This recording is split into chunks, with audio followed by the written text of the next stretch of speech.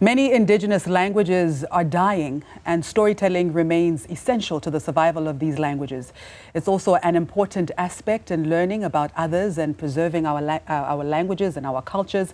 South Africa's film and entertainment industry has made several attempts to tell stories about our people, and this has often required plenty of research from both production and cast members. And using the upcoming Queen Modjadji series as an example, we zoom in now on how we can preserve our culture and heritage through storytelling. With the demise of fireside chats and the advent of technology, how can we continue our quest to revive our heritage and give an accurate account of our indigenous history? Now, to unpack these questions and more, we're joined by actors Makoma Mohale, who plays Queen Modjadji, Masutang Resekele, who plays Queen Modjadji's mother, and Dr Tebogo Mahashe, who is a lecturer at the Michaelis School of Fine Arts at UCT, who is also a Khelobedu scholar as well. Or he vehemently says no. How would you describe yourself, Doctor? Good morning. Morning, everyone. I wouldn't call myself, I'm not a linguist, actually. I am a scholar of Khelobedu, which means I study what has been written about Khelobedu as well as oral histories of Khelobedu. So I study Khelobedu broadly, which includes linguistics.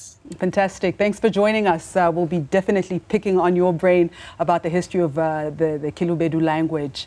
Now, firstly, Makoma, let me start with you. The cast was selected based on your abilities to speak the Khelobedu language, right? And to closely portray these historic figures. You are very young. I don't know how comfortable you are to give away your age, but you are very young and you are portraying a very powerful woman, Queen Modjadji. What was your research process personally from a linguistic point of view and culturally as well? Okay, firstly, my dad is in Khelobedu, so I would hear him often speaking the language with his family members. And then, because there isn't also a lot of research on the Queen Modjadji herself. So with the basic that I got from the internet, at least we had people that were the researchers, people that were like Dr. Mahashe and Masutang also helped me a lot in terms of research. So I combined what I got and what they gave to me on set, and that's how I was able to speak the language. That is impressive. Now, coming to you, Masutang, you play the mother to Queen Modjadji. As a matter of fact, you are the daughter of the Rain King as well. And, well, her name was Zugudini. She's a crucial part of the Khelobedu history, right? Khelobedu history. What is your history? Tavela.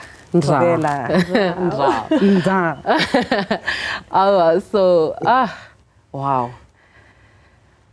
Anyway, Zugudini, I always get very emotional when I talk about it, you know, as a significant woman who has played such a big role in history.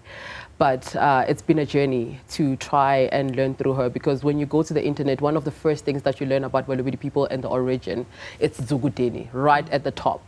And for me, it's always been a brain picker as to like, who is this woman? What is her journey and how does she travel up north all the way down to the Salzensberg to start this culture called Khelobedu? So it has always been a manifestation of mine to one day encounter and learn her and learn more about her history, and so that people like what Dr. Mahashe can actually write more about this woman. And now later on to play a character that is associated with this big woman and now carries the history and births the culture and births the queen. It's been nothing but God sent and sent by the ancestors, and I've been very overwhelmed and very happy. Every now and then when I have to answer questions, I have to take a moment and just acknowledge everything else. Dr. Khelobedu is 60 years behind other languages from an orthography point of view. Why has this beautiful language just simply fallen through the cracks like this? I mean, the answer is quite simple. In the 1930s, or rather, actually, if we go further back, Modjadji was very active in resisting Mawuru and other colonists. So she fought many wars that made her not a very popular person. So that's one context. The other context is that in 1939 specifically, an anthropologist declared that Khelobedu was inconsequential and that we would be absorbed by Bapedi. Therefore, there was no point in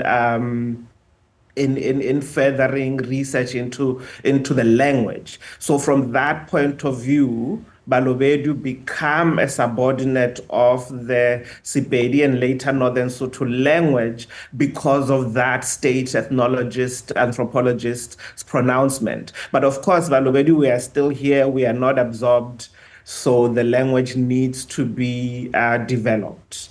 So that's the context. And what the doctor is saying basically speaks also to what Ndate Dumandlovu had said at the briefing that took place just last week at multi-choice offices in Randburg, where he said that, oftentimes when roles are casted, it is the Tswana roles, Kibapedi, and then, all the other languages as well. And oftentimes, like, actors and actresses are having to find themselves, even though, you speak the Khelobedu language, but you've got to now speak Sepedi or you've got to speak Setswana. Has this been your experience in the industry? Yeah, absolutely, a lot. I mean, like, when you go to an audition and they're like, oh, which language do you speak? Or they're like, what is that? Sorry, what? Slowly say that again. And when you speak the language and they're like, no, we think that is a broken Sepedi. You need to bring it back. And you're like, no, actually, it's actually a language. There is no other language that I grew up on. So it's always a challenge, and you have to find ways to fit it into the industry and bring bread to the table. But otherwise, now it's the time whereby it's not just Khelobedu. I mean, there's Isimpondo, there's Sipulana, there's Tetlokwa. There's also all these other languages in South Africa that are silently dying out. And I think this is the chance for us to speak of that diversity and bring up all of those cultures and those languages and make sure that we maintain them. And storytelling is one of the ways that we can try to preserve that, a little bit of the Africanity that we still have in those communities that we never talk about. Let's talk about that preservation, because essentially the Department of Education has a role to play in the preservation of our languages at school level, right? But what role do you think we have to play within our households, perhaps as citizens, as human beings, as families? Oh, okay. All right. Okay. Well, it's okay. But in households, I think, speaking from Balobedu, they haven't, like Makoma said, in her household, her father speaks Khelobedu. At home, they speak Khelobedu. I grew up, when I was born in Gauteng. And then when I went to Vosloorus to visit, at home, my mom would be like, but when you come back inside, it's Khelobedu time.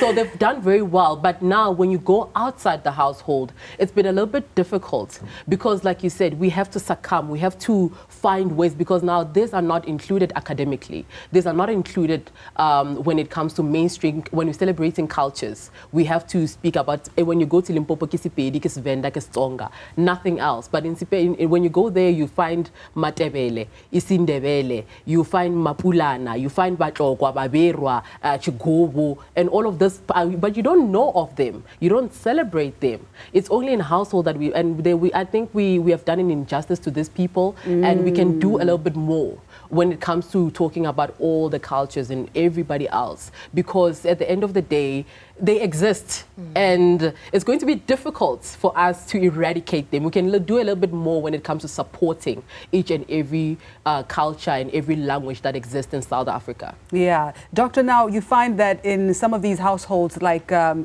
Khelobedu language is spoken quite fluently and prominently, and then when you step outside the household, then there is the challenge. How do we address this for the sake of preserving our languages? I think the most important thing is that we need to foreground Khelobedu. And for me, it starts with a dictionary, which already exists. There's already a policy within government that calls for the promotion of Khelobedu, so it's not a policy problem. So we need more things like the series, which gets people talking about Khelobedu, because the biggest problem for me that I've found around Khelobedu is that even though you might be in a room full of Balobedu, you will not know Balobedu because they will speak Gakinto, Gakipedi. So for me, there is a question of people becoming open to speaking Khelobedu outside. So I think things like the series works.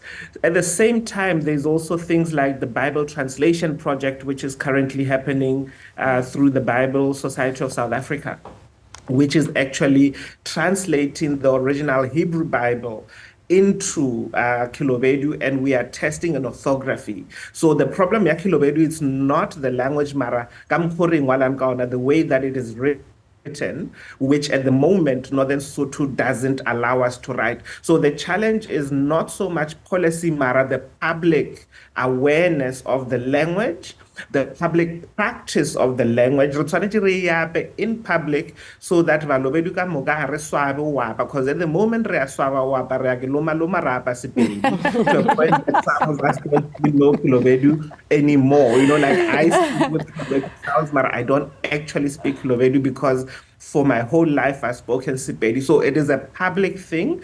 Things like the Bible will help in a sense that the Bible is something that's well read. And it will encourage people to read, but also things like what Munada was doing. That's also important to foreground the language. But once all of that is done, we need that material so that linguists, researchers like myself, can start teaching it. In South African universities, we are now ready to start looking at local languages, to start doing research in local languages to avoid loss of information. So all of that needs to be supported by a public debate, and not a debate about whether it's right or wrong, but a debate about how something is right and corrected. I love that you mentioned even the translation of the Bible. Interestingly, in just this morning, I was having a conversation with my producer, Lesego. She taught herself Setswana by reading a Tswana Bible. And that was a personal choice for her. You were blessed to be exposed to the language Makoma from your dad. Were you always confident to take on this particular role linguistically? And what did you have to learn? And what stands out the most for you about the language in the process of learning? Okay, what stands out is, so before, not in a single day had I anticipated playing such a huge role. And then with a language that I had to learn, because as much as I grew up inside the house with my dad my whole life, I would only hear him speak it. Yeah. I didn't grow up in a community in the where he's from, Khelobedu. in Khelobedu. Yeah. So I would hear him speaking, and I'm like, yo, what a language. Yeah. Would I be able to do this? And then I knew at some point that I would be forced to go back to my roots. And I have to do it either way. So having to be in this project, you know, I don't want to lie. At the beginning, I thought, I might not be able to do this. Right. This is too much. Yeah. Because also, when we started the project, we only got the script, and then my dad translated the English version of the script. So it was a simple Khelobedu. And then when we met Masutang, and then they had their own translation, and it was deeper. Yeah. And that's when I thought, no, I'm not going to do it. But at the end of the day, I did it. I think my ancestors also called me back to my roots, like I said. And it's been the most beautiful experience. The language became easier with the days. And yeah. I think the most important thing was going back to my roots and having to learn the language and having people like Masutang and Dr Tebogo Mahashe. Right. So how do you intend to now continue on this trajectory that you started? Because you can't stop here.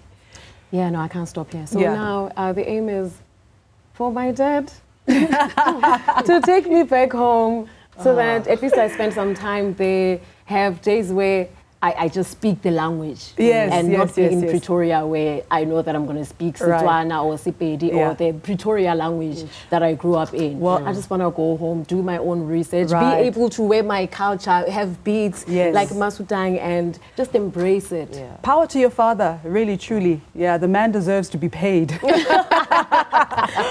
Right. So, Masutang, what do you hope that people will take away from the series that comes out on the 14th of July? Queen Modjadji? I think more than anything, a little bit more appreciation to the authentic stories of this land by us in our languages, something that is relatable. You know, there's this beauty about African languages and stories. Before I even put words together, you already know almost what I'm about to say. You know, when I said to you already, you knew where I was going, you got in, you were, you know, there's this beauty, and it's what brings us, it's what makes us bad. The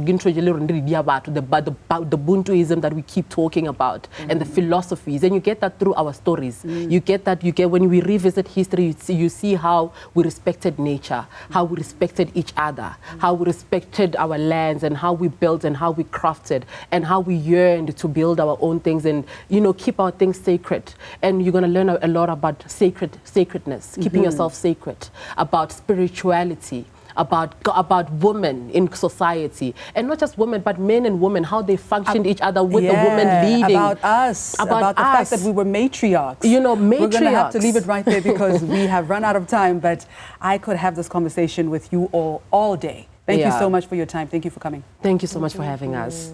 So that was actors Makoma Mohale, who plays Queen Modjadji, Masutang Resekele, who plays Queen Modjadji's mother, and Dr Tebogo Mahashe, who is a lecturer at the Michaelis School of Fine Arts at UCT and a Khelobedu scholar as well.